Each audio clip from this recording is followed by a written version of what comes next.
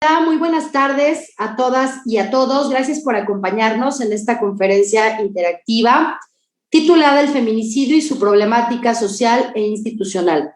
Antes que nada, quiero agradecer muchísimo la invitación de mi querida Mercedes Mendoza, la titular del Instituto de Formación Profesional de la Procuraduría General de Justicia del Estado de Hidalgo, que además de ser una mujer sumamente activa y preocupada siempre por la capacitación para los servidores públicos de la institución que ella muy dignamente encabeza desde el instituto. Es una aliada, sin duda alguna, en el tema de la violencia contra las mujeres y es una fiel activa que cada día 25 de cada mes no pierde la oportunidad para recordarnos la importancia de seguir hablando de este tema.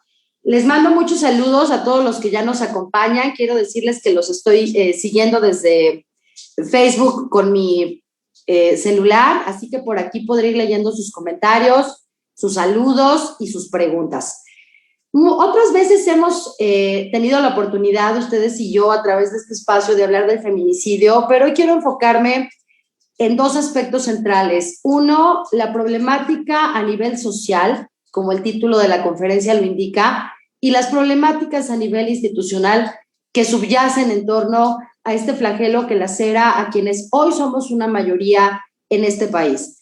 Respecto a las problemáticas de tipo social, les quiero compartir que hace muy poquito, hace unas semanas, iba yo en un trayecto en mi vehículo particular con una persona que me ayuda y de pronto vemos en plena vía pública, a plena luz del día, a una chica discutiendo con el que parecía su pareja, le daba unos gritos horribles y la tenía sujetada del cuello.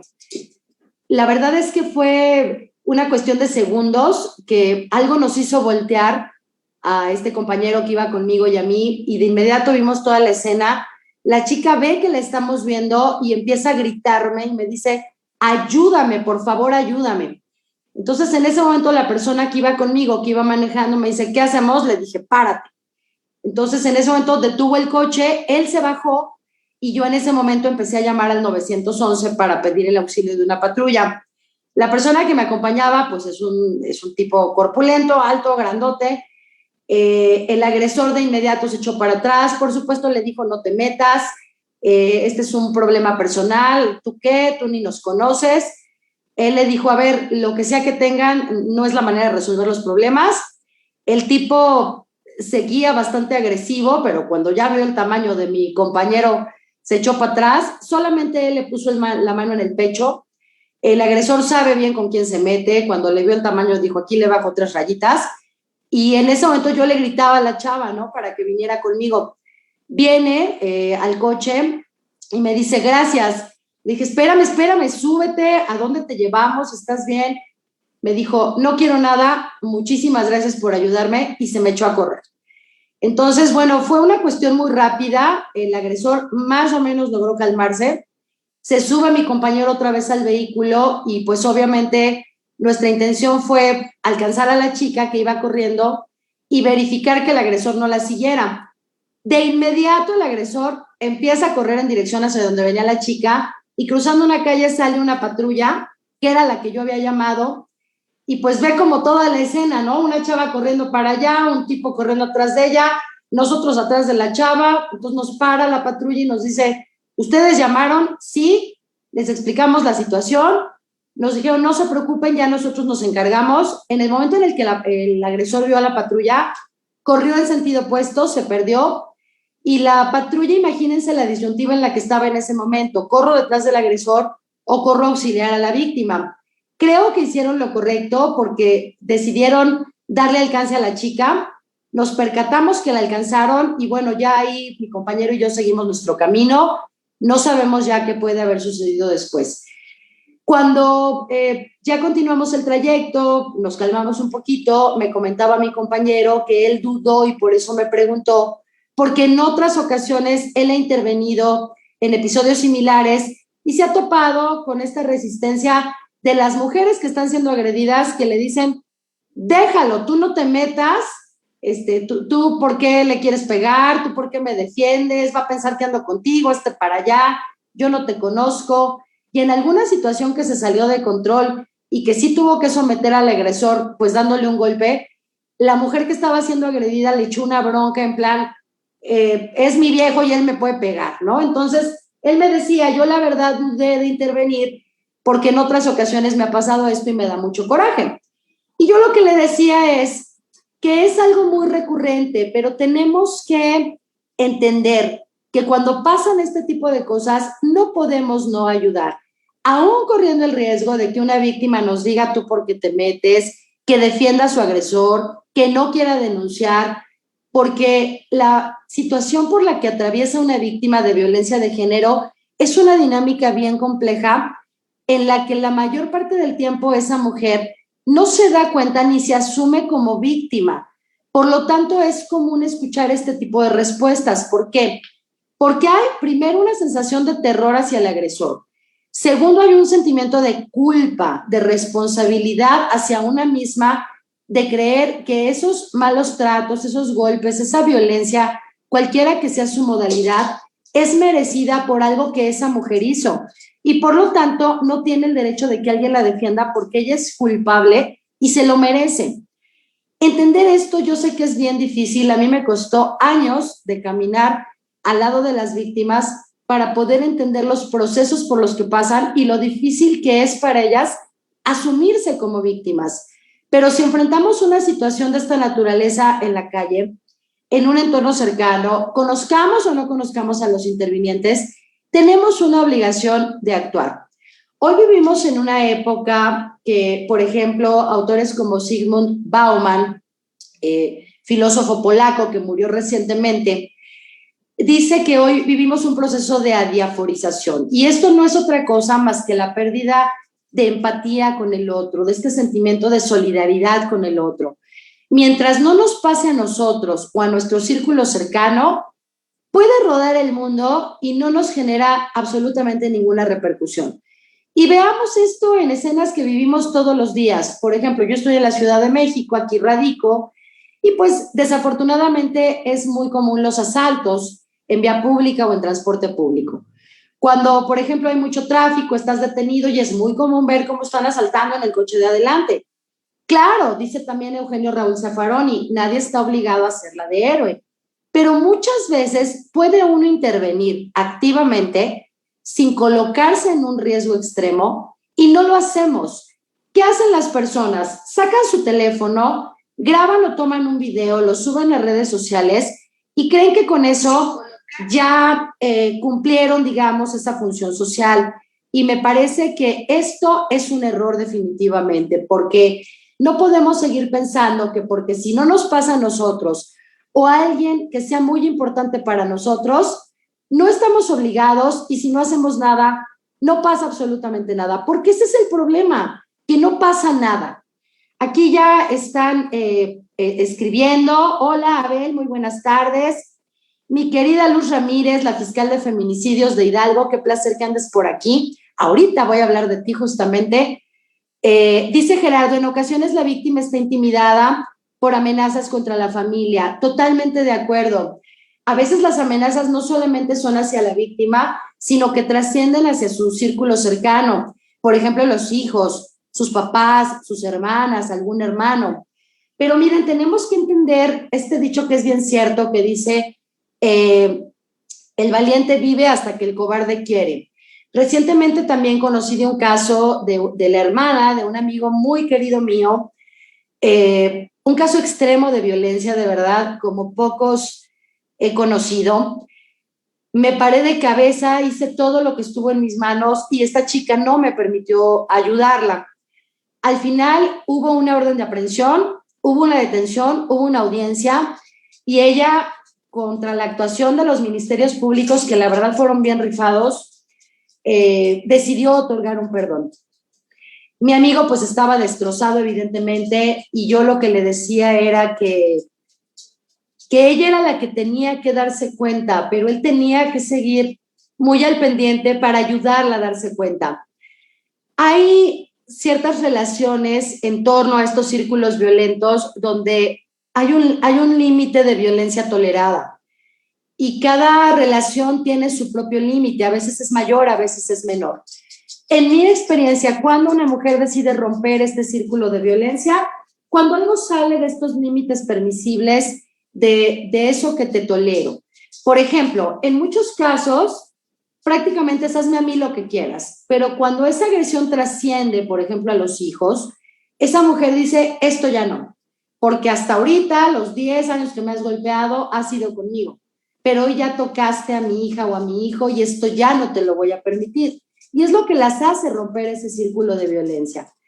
A veces es la crueldad o el exceso en la golpiza que desafortunadamente muchas mujeres normalizan, pero nunca habían llegado a un hospital y en una ocasión llegaron al hospital o perdieron la conciencia o sangraron de más, y eso es el límite que rompe esa permisibilidad de lo que yo te toleraba en cuanto a la violencia que ejercías hacia mí, y es lo que me permite darme cuenta que estoy viviendo una situación de violencia.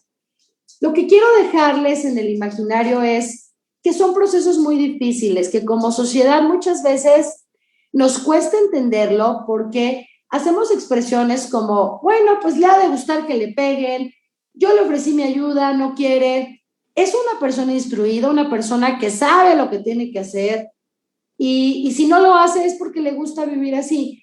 Créanme que no es tan sencillo. Y además tenemos que recordar que la violencia contra las mujeres no respeta ni edad, ni estatus socioeconómico, ni grado académico, ni puestos jerárquicos, ni absolutamente nada.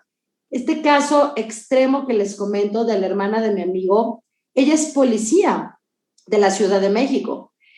Pero yo le decía a mi amigo, es que en este momento ella no es policía, ella es una mujer víctima de una violencia extrema. No va a actuar como policía, porque si actuara como policía, no permitiría, pero ni un grito, ¿no? Entonces, eso es algo que tenemos que entender. ¿Qué hacer? Tenemos que intervenir. Aun cuando nos digan, no te metas, aun cuando nos digan, es mi vida, aun cuando nos digan, déjalo porque es mi viejo y él puede hacer lo que quiera conmigo, sí o sí tenemos que intervenir, porque el silencio nos hace cómplices, y el silencio, cuando hablamos de violencia contra mujeres, mata. No sé si les he contado alguna vez el caso de María Luisa, que es la primer sentencia por feminicidio que se logró en México, y que me siento sumamente orgullosa de que fue una sentencia lograda por nosotros cuando tuve la enorme fortuna de ser su procuradora de delitos contra mujeres en el Estado de México. El caso de María Luisa es el caso más cotidiano que se pueden imaginar. Es una mujer que llevaba más o menos 10 años de matrimonio con Austreberto. Tenían 2 hijos en ese entonces. El niño tenía, voy a omitir el nombre de los niños, él tenía 7 años, la niña tenía 5. Esos 10 años fue una historia de golpes, de violencia, de malas palabras, todo el tiempo. Ella era de un pueblito justamente de Hidalgo que se llama Apan, que yo no conozco, pero seguramente muchos de ustedes sí, y él pues se la lleva a vivir a Toluca, Estado de México. Una madrugada ellos discuten y Austreberto toma una pesa de 7 kilos, una pesa para hacer ejercicio, de estas de puro fierro, y le da 3 golpes a María Luisa, más o menos a esta altura, y los golpes le rebotan en el hombro. Ella estaba acostada en la cama. María Luisa muere, por supuesto, en ese momento. Él huye del lugar. Los 2 chiquitos fueron testigos presenciales de lo sucedido. Ellos vivían en una casita en obra negra. No había puertas en la casa más que la puerta de la entrada. Las habitaciones no tenían puerta, nada. Y la habitación de ellos era un cuarto grandote donde de un lado estaba la cama de la pareja y un poco la recámara, y en el otro extremo estaba la cocina. Entonces, esto sucede más o menos a las 3, 4 de la mañana. Los niños escuchan absolutamente todo, imagínense nada más. Y al día siguiente o a las horas, a las 7 de la mañana, nos contaba el niño que su hermanita tenía mucha hambre y él se levanta a hacerle un cereal de desayunar para que prendieran la tele y vieran Chabelo. Pero eso implica que tenían que entrar a la habitación de los papás. Cuando entran los niños, imagínense la escena tan desgarradora y tan dura para ellos de atestiguar. que encuentran a su mamá muerta en la cama, boca arriba. La cama estaba pegada a la pared y toda la pared, hagan de cuenta que hubieran aventado un bote de pintura roja de toda la sangre que brotó de los golpes que Austreberto le había dado. El niño intenta proteger a su hermanita, llevándole apenas 2 años, 7 y 5 años tenían, repito. Intenta protegerla, se la lleva de ahí, le prende la televisión que tenían en su cuartito y ellos salen, cruzan la calle y había una tiendita donde cobraban hacer llamadas, pero era un domingo, entonces estaba cerrado. Tocan, les abre la señora porque los conocía y les pregunta qué quieren. Y le dice el niño, pero rompen su alcancía para sacar 5 pesos para hacer la llamada. Y le dicen a la señora de la tiendita, queremos hablarle a mi tía porque mi papá mató a mi mamá. Los niños estaban en un shock, los niños no crean que lloraban ni gritaban, absolutamente nada. Entonces la señora de la tiendita dice, a ver, ¿de qué están hablando? Los acompaña a la casa y se encuentra esta escena de horror. Resguarda a los niños y ella es quien avisó a la policía. Cuando nosotros llegamos, María Luisa tenía un cabello larguísimo, negro, brilloso. Todavía goteaba sangre de las puntas de su cabello al suelo, que las separaban escasos 20 centímetros tal vez. Hicimos el levantamiento del cadáver. Cuando entro a la necropsia, se me permitió atestiguar la necropsia, era desgarrador porque este ojo lo tenía completamente cerrado y bueno, parte de los protocolos al hacer la necropsia es hacer una fijación fotográfica y una descripción de todas las lesiones que presenta el cuerpo y posterior a ello se lava perfectamente y después de eso ya se inician los cortes. Cuando se está lavando el cuerpo de María Luisa, estaba boca abajo y la colocan boca arriba para iniciar el corte. Yo escuché que algo se cayó, pero no me percaté en ese momento de qué. Después de unos 20 minutos veo abajo de la plancha y había 3 dientes, que solamente con ese movimiento se le desprendieron. Lo más trágico del asunto es que la causa de muerte no fue, digamos, lo que cualquiera podría imaginar, porque por el tipo de golpe, lo lógico sería que fuera un traumatismo craneoencefálico que le causó la muerte en automático. El médico forense me explicaba que el grosor promedio de un cráneo humano es más o menos de 2 centímetros. El cráneo de María Luisa era más grueso de lo normal. Tenía 3.5, casi 4 centímetros de grosor. De hecho, su masa encefálica estaba intacta. ¿Qué quiero decirles? Que el golpe lo podría haber resistido. Lo que a ella la mata es el impacto del golpe de la pesa de 7 kilos que hace con el hombro, le termina generando una fractura de las cervicales primera y segunda, y eso implica que el cuerpo se desconecta en automático. No sé si les gustan, por ejemplo, las luchas. Hay una llave que está prohibida, que es el martinete, que voy a hacerles con mi perrito, a ver si no se enoja, que se agarra al luchador y se le pone, Afi, déjate por favor, es por una buena causa, se le pone de cabeza y se le azota. Entonces, ya, muchas gracias por tu ayuda. Entonces, ¿por qué es una llave prohibida? Porque soltar a una persona boca abajo contra su peso y el golpe tan directo en la cabeza lo que hace es fracturar esas cervicales en automático al momento de la caída. Y eso es una muerte instantánea. Eso fue lo que le sucedió a María Luisa. Pasaron algunos días, avanzamos con la investigación y cuando se hace la detención de Austreberto, yo insistí en entrevistarlo personalmente y yo le preguntaba por qué la hazaña con la que había matado a María Luisa, por todo esto que les cuento, ¿no? Que yo vi en la necropsia. Entonces, él empieza a llorar y me dice que él la amaba, que estaba muy arrepentido y que para él había sido una discusión más. Al día de hoy, él no recuerda la razón por la cual discutieron esa noche. Para él fue una golpiza más y se le pasó la mano y la mató. Esa es la historia de todos los días detrás de los feminicidios en nuestro país. 7 de cada 10 feminicidios tienen su origen en la violencia familiar. Y lo más trágico de todo es que todo el mundo sabía que María Luisa era víctima de violencia. Lo sabía su familia, pero estaba a kilómetros en Apan Hidalgo. Lo sabía la familia de Austreberto, que sí vivía en Toluca, pero nadie se metía. Lo sabían los vecinos, lo sabían los amigos cercanos, y nunca nadie hizo absolutamente nada porque es un problema doméstico, es un tema de ellos como pareja, no tenemos por qué meternos. Y esa omisión y esa actitud parsimoniosa de todas las personas que conocían esa problemática y no hicieron nada, los hacen cómplices, porque si alguien hubiera proveído a María Luisa de una red de apoyo y tal vez la hubieran convencido de acudir a denunciar, de dejarlo, de pedir una medida de protección, probablemente hoy ella estaría viva.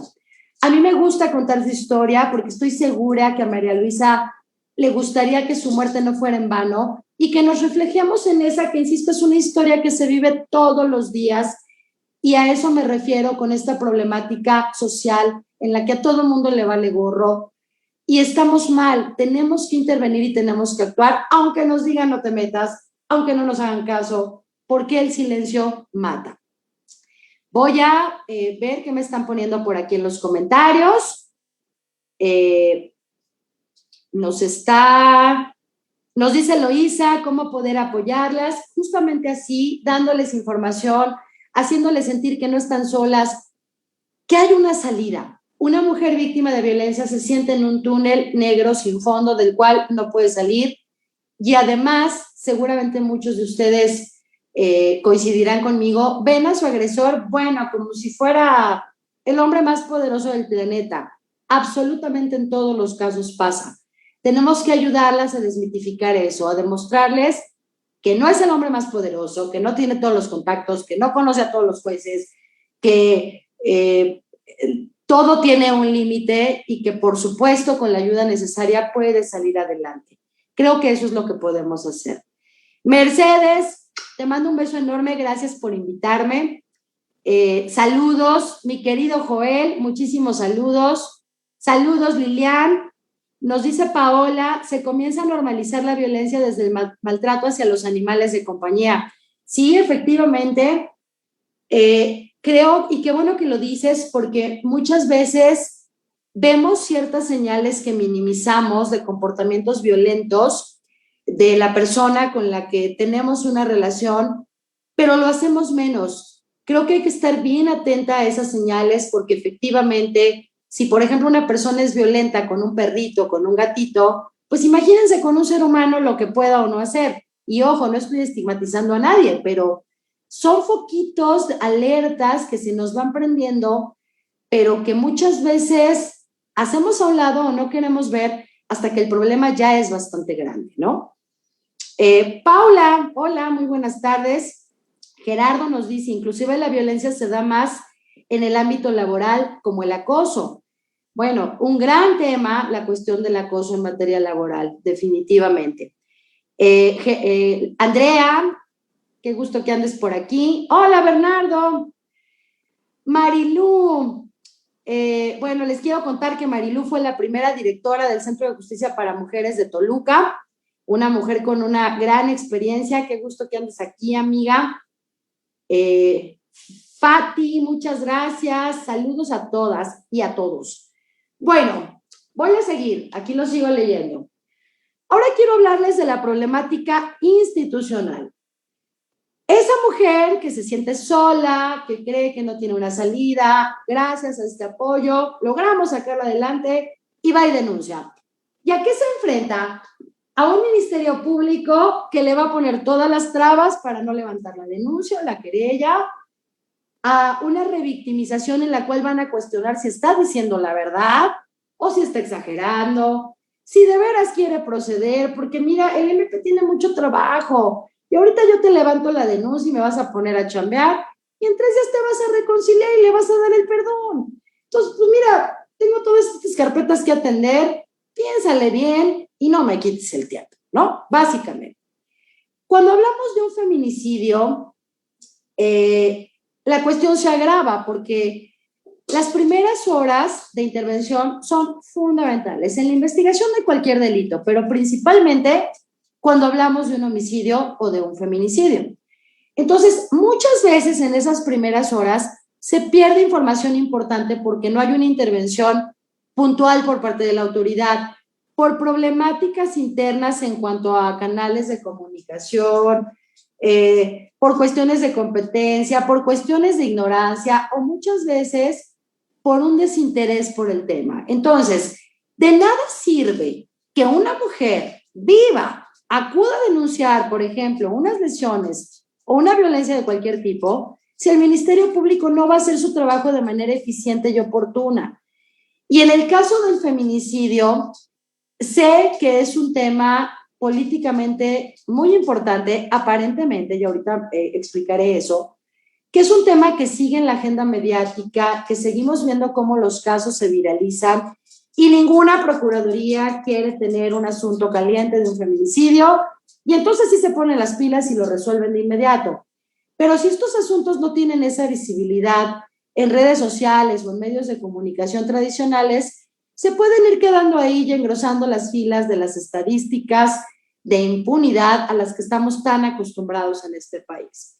Entonces, la problemática a nivel institucional va en distintas directrices. Una, los ministerios públicos con falta de sensibilidad y empatía y que no dimensionan la importancia de que una mujer víctima de una violencia familiar, sexual, un acoso o unas lesiones representa.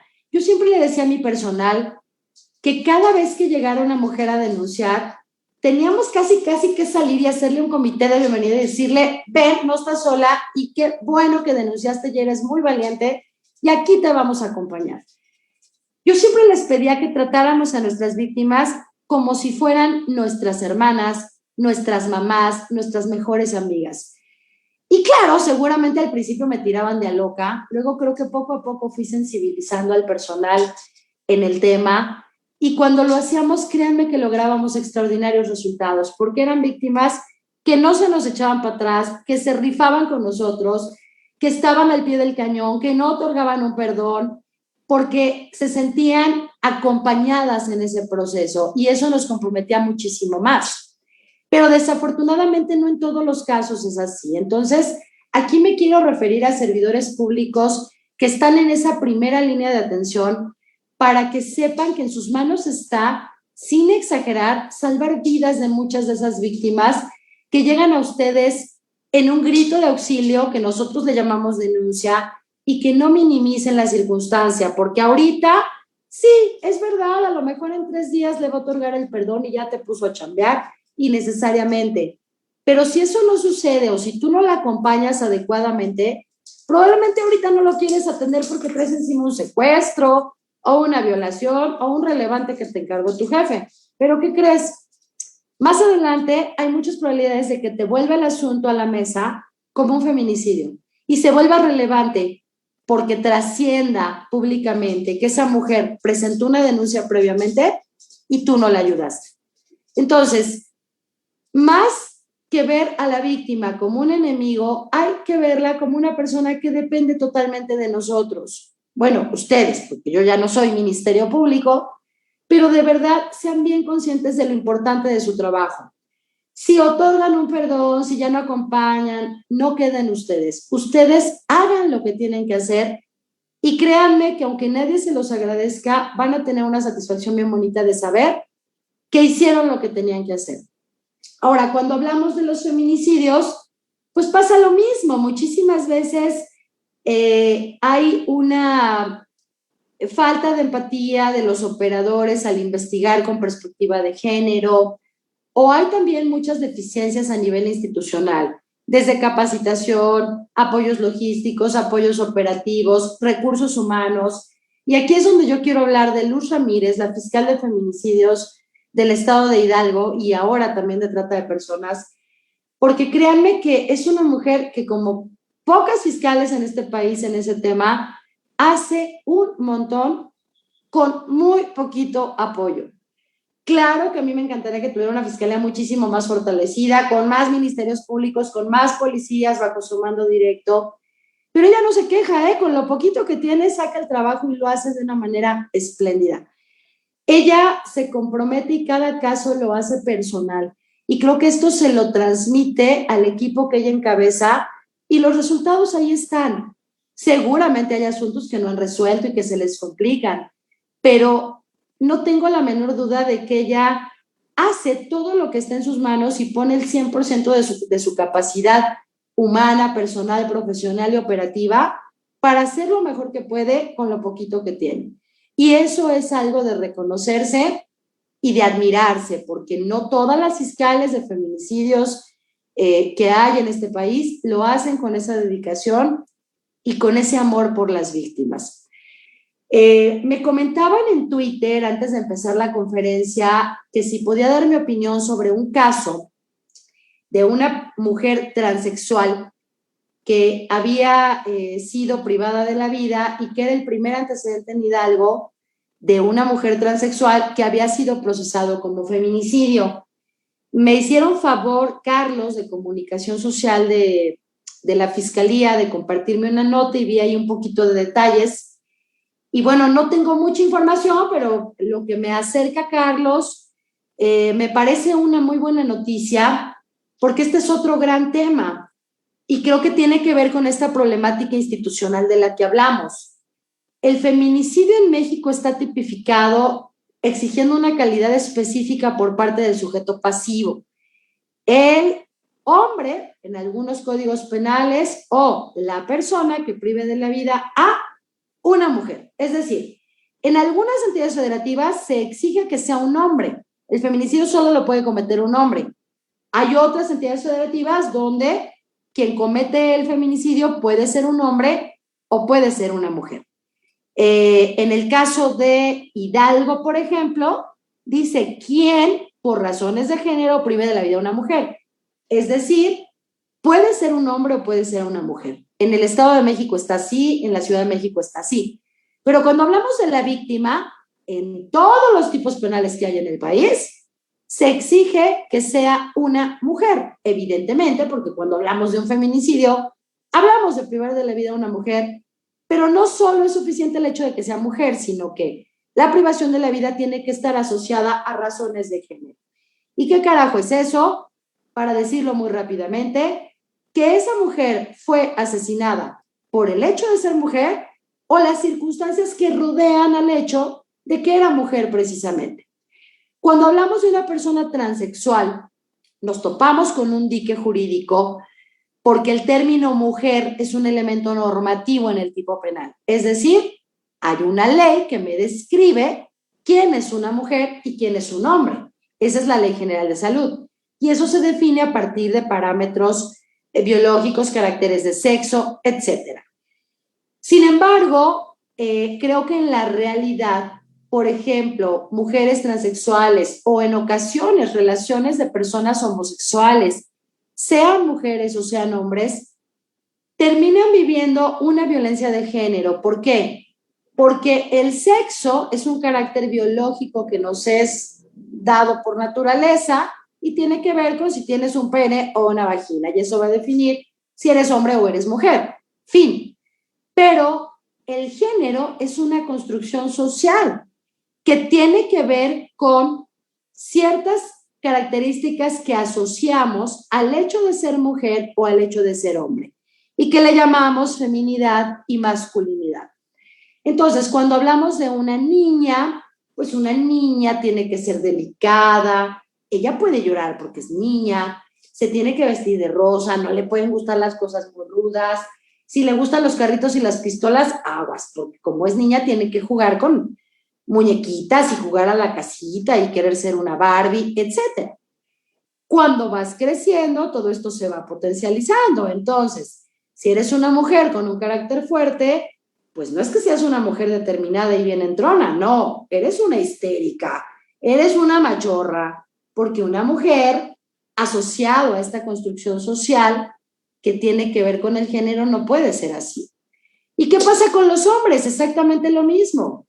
Si un hombre expresa demasiado sus sentimientos, es sensible, llora, directamente decimos, es un maricón porque los hombres no lloran, ¿sí? Si un hombre se viste de rosa, de lila, de ciertos colores asociados a lo femenino, hay una serie de estigmatizaciones y burlas porque tiene que ver con esto. La buena noticia es que es una construcción social, podemos romperla, podemos modificarla y eso es lo que tenemos que hacer. Entonces, cuando hablamos de una relación, por ejemplo, de dos personas homosexuales, pongamos dos hombres homosexuales, el problema es que la forma en la que se relacionan termina cayendo en estos parámetros en los cuales uno de ellos va a ser las veces de persona dominante, que sería el rol masculino, y el otro va a ser las veces de persona dominada, al igual que pasa en una relación heterosexual, donde normalmente el hombre es el que manda, el que provee, el que lleva la batuta, el que toma las decisiones, y la mujer es la que se deja proteger, la que se deja cuidar, la que es mantenida, etcétera. Entonces, en el caso de esta mujer transexual que fue privada de la vida, entiendo, por su pareja, más allá de su condición biológica y si pasó por un proceso que lo o la llevó a un cambio de sexo y de identidad, etcétera, seguramente la fiscal advirtió esta relación de desigualdad que la llevó a clasificar el hecho delictivo en una de las hipótesis del feminicidio, justamente por esta violencia de género que seguramente ya sufrió y que la llevó a perder la vida, por lo cual me parece una extraordinaria noticia que en Hidalgo haya este precedente y aquí no nada más el buen trabajo de la fiscalía, sino también la sensibilidad y el buen trabajo del juez o la jueza de control que haya conocido en la audiencia inicial y haya vinculado a proceso y que haya tenido esa perspectiva de género también aplicada a un caso en concreto. Así que me parece una gran noticia sin duda alguna. Voy a ver lo que me están poniendo en redes sociales y nos dicen, dice Marilu, muchas conductas en pareja tendemos a romantizarlas sin darnos cuenta que estamos inmersos en un ciclo de violencia. Ay, sí, ¿qué tal? Es que me cela porque me quiere. No, es que dice que no me ponga la falda tan cortita porque se preocupa, porque salgo tarde del trabajo y no me vaya a pasar algo. Sí, efectivamente, decimos, ay, qué romántico, ¿no? Y pues no, hay un control y un poder detrás de esas acciones que tenemos que ver ya. Dice Bianca, tienes razón, se da más cuando los papás permitimos que un niño pequeño violente a un animalito, sí. Uy, el trabajo de los papás es bien importante. Dice Paola, el maltrato animal es un foco rojo, totalmente de acuerdo. Elenita, ¿cómo estás? Qué gusto que andes por aquí. Alfredo Arriaga dice, los fiscales pareciera que se esmeran en colocar obstáculos para recibir denuncias. Yo siempre acompaño a las víctimas para que no sufran esta revictimización. Pues sí, Alfredo, desafortunadamente es así. Te mando un saludo enorme. Es un abogado bien jovencito que está aprendiendo con las mejores prácticas y qué bueno que hagas eso, que acompañes a las víctimas.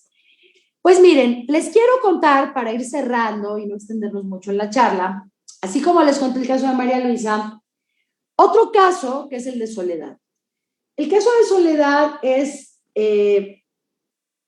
bastante emblemático también para mí, es un caso que también me tocó atender, pero fíjense la diferencia entre la vida y la muerte en este asunto fue una denuncia a tiempo y la actuación eficaz por parte de la autoridad. Soledad rompe totalmente el parámetro de la víctima, porque también tenemos estigmatizada a la víctima. Soledad es una mujer profesionista con estudios de posgrado, tenía un alto cargo en la Secretaría de Educación Pública del Estado de México, es una mujer muy guapa, ojos claros, güera, súper arreglada, muy culta, independiente y ganaba más que el marido, siempre ganó más que el marido. Fueron 20 años de golpes, de violencia, de maltrato. En su caso, ¿qué le hace romper ese círculo de violencia? Una ocasión en la que el marido golpeó a, no me acuerdo si su hija o su hijo. Ellos ya eran grandes, de hecho estudiaban en una escuela privada muy importante, y bueno, ella inicia los trámites del divorcio, se separa, le pide que se vaya de su casa, la casa era de ella, y están en ese proceso de separación cuando un día él va a su oficina y le pide hablar con ella. Y ella le dice, no, no, no, todo lo que quieras a través de los abogados. Oye, dame 5 minutos, ya estoy aquí. Bueno, está bien, pásale. Entra el tipo y de inmediato cierra la puerta con llave de la oficina de María Luisa. El tipo entró con una gabardina hasta los tobillos. Lo único que los separaba era el escritorio de María Luisa. En cuanto cerró con llave, se abrió la gabardina y sacó un machete de entre sus ropas y empezó a machetearla. Imagínense los gritos de María Luisa en ese momento. Todos los compañeros de trabajo que estaban afuera en ese momento no sabían qué estaba pasando, pero sabían que algo sucedía. Como pudieron, tiraron la puerta. 2 de ellos salieron lesionados por los machetazos de este tipo. El tipo fue detenido. María Luisa quedó inconsciente, desangrándose. Tuvo que ser trasladada en un helicóptero a un hospital del Estado de México a la Ciudad de México por la gravedad de sus lesiones. Estuvo 3 meses en coma. Cuando despertó del coma, ¿qué creen? Se entera que su marido solamente había estado detenido las primeras 48 horas y había sido puesto en libertad porque el Ministerio Público estimó que las lesiones de María Luisa eran de aquellas que no ponen en peligro la vida y tardan en sanar menos de 15 días y lo dejó en libertad. Por supuesto, un caso de corrupción brutal de ministerios públicos de Catepec, por cierto. Entonces ella sale del coma después de 3 meses, se entera que el agresor está libre, empieza a hacerse consciente de todas las lesiones que tenía, que casi perdió la vida. Entre ellas, por ejemplo, le tuvieron que hacer una reconstrucción de cráneo, tuvo exposición de masa encefálica, en todo este brazo prácticamente le reconstruyeron todo el tejido, le cerraron el brazo otra vez, se lo volvieron a hacer. En el otro brazo, toda esta parte y su manita, ella no tiene sensibilidad, por lo cual hoy tiene actividades prohibidas porque le son muy peligrosas, por ejemplo, cocinar. Porque si ella se corta o si ella se quema, no siente absolutamente nada. No puede planchar un vestido, en fin, le cambió totalmente la vida. Ella sale del hospital, se refugia en un lugar en el que ella estaba con sus hijos, los sacó de la universidad y literalmente se fue a esconder. Ella sentía que el tipo iba a ir y la iba a rematar. El tipo, tan campante, regresó a la casa que era de ella, porque ella no volvió a su casa por miedo, y empezó a vivir otra vez ahí como dueño y señor y muy patrón. Una asociación civil se acerca, conoce su caso, le empieza a acompañar y finalmente me llega a mí el asunto. Cuando empezamos a trabajarlo y me encuentro este horror que habían hecho en Ecatepec, bueno, me volví loca, pedí la carpeta y en una semana logramos tener una orden de aprehensión por feminicidio en grado de tentativa. No saben la enorme responsabilidad que yo sentí en ese momento porque solo 2 personas sabíamos dónde vivía María Luisa. Una era esta chica de la asociación que se llama Marisol, que hace un trabajo increíble, y la otra persona era yo. A la semana logramos la orden de aprehensión, el tipo estaba perfectamente ubicado porque estaba en la casa de María Luisa. Fuimos, lo detuvimos. Cuando me comuniqué con María Luisa para decirle, ella no lo podía creer. El asunto fue avanzando hasta que llegamos al juicio oral. Ella los primeros meses no quiso acompañar a las audiencias. Cuando vino la audiencia de juicio, ella decidió ir. Y los jueces que integraron el tribunal de juicio oral todo el tiempo se referían a la víctima como la oxisa y la oxisa y la oxisa. Porque claro, tú escuchas un relato así y claro que la víctima tiene que estar muerta, ¿no? Entonces María Luisa en algún momento se levantó rompiendo todo el protocolo y todo el orden en la audiencia y dijo, señoría, estoy viva.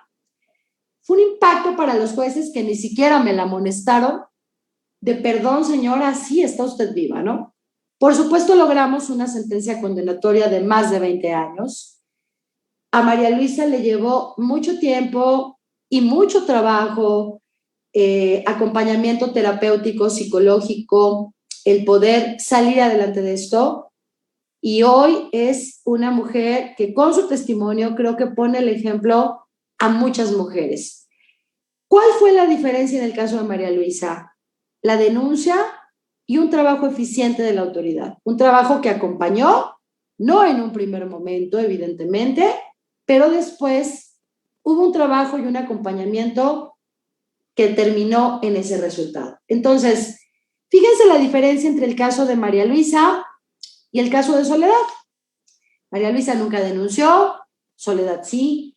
María Luisa no tuvo ningún apoyo, Soledad tuvo poquitos apoyos en ese momento, pero los tuvo. En el caso de María Luisa, la autoridad ni siquiera pudo intervenir porque no conoció su grito de auxilio. En el caso de Soledad, hubo una tremenda corrupción al inicio que afortunadamente se subsanó posteriormente y obtuvo justicia de alguna manera. Entonces, para redondear e ir cerrando esta charla que hemos tenido, ya sea que conozcamos o no a la víctima, que sea una persona cercana para nosotros o no, que creamos poder ayudar o no, siempre está en nuestras manos hacer algo. Seamos vecinos, seamos alguien que va pasando, seamos la mejor amiga, seamos el profesor o la profesora, seamos el jefe o seamos un operador del sistema de justicia penal. De verdad que con nuestras acciones podemos ir haciendo una pequeña diferencia en este tema tan importante que justamente por su gravedad no debemos dejarlo todo en manos de las autoridades. Creo que como sociedad tenemos una tarea enorme por hacer y desde educar desde las edades más tempranas en equidad, con respeto, con tolerancia, erradicar cualquier indicio de violencia que pueda haber en nuestros hogares, la forma en la que tratemos a nuestra pareja, a nuestro círculo cercano, a nuestros compañeros de trabajo, el darnos cuenta cómo en ocasiones nosotros incurrimos en esa violencia y también mujeres, que generamos violencia hacia otras mujeres. Creo que la violencia no debe tener cabida ya en pleno siglo XXI, ni de hombres hacia mujeres, ni de mujeres a hombres, ni de mujeres entre mujeres y por supuesto tampoco entre hombres. Con pequeñas acciones en nuestra vida cotidiana podemos hacer una diferencia. Hagámoslo. Los invito a que lo hagamos. Voy a cerrar a ver qué nos están poniendo por aquí. Muchos corazoncitos, muchos saludos y creo que nada más. Bueno, pues les mando muchos besos. Yo hasta aquí me quedaría. No sé si tengan alguna pregunta, algún comentario. Escríbanlo, por favor. Estoy aquí en Facebook muy pendiente. Si quieren compartirnos algo. Ok, un montón de corazoncitos. Yo también les mando un corazón. Bueno, si dejan por ahí sus preguntas y después del en vivo ven este video y por ahí ponen algo, me comprometo a poquito irles contestando. Les mando muchos besos, muchos abrazos. Gracias nuevamente a la Fiscalía del Estado de Hidalgo. Gracias a Mercedes Mendoza por no quitar el dedo del renglón sobre estos temas y convocar este tipo de eventos. Gracias, Luz, mi fiscal favorita, por el trabajo que haces. Mi admiración, mi cariño para ti, mi respeto siempre. Y gracias a Carlos de Comunicación Social, que hace posible que podamos conectarnos por esta plataforma y que podamos vernos aunque sea a la distancia. Les mando muchos besos. Cuídense mucho.